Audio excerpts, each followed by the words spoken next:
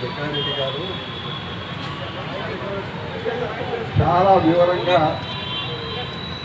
కాంగ్రెస్ పార్టీలో తిరిగి చేరే వాళ్ళకి కానీ లేకపోతే కాంగ్రెస్ ఇతర పార్టీలలో టీఆర్ఎస్ కానీ బీజేపీ పార్టీ కానీ ఇతర పార్టీలలో పనిచేసి కాంగ్రెస్ పార్టీ ఎడల ఆకర్షితులై వస్తున్న వాళ్ళకి 2 రకాల చేరికలు ఉన్నాయి.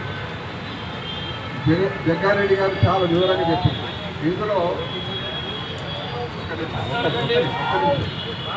ఇందులో మీడియాకు ఒక మాట నేను మనవి చేయదలుచుకున్నాను. జాతీయ కాంగ్రెస్ పార్టీకి ఒక నిర్దిష్టమైన సిద్ధాంతాలు, నియమావళిలు ఉన్నాయి. ఈ పార్టీ స్వాతంత్రం తేవడమే కానీ స్వాతంత్రం తర్వాత తొలి ప్రధానమంత్రి పండిత్ జవహర్లాల్ నెహ్రూ నుంచి మొన్నటి మన్మోహన్ సింగ్ గారి వరకు సోనియా గాంధీ గారి నాయకత్వంలో పనిచేసిన పార్టీకి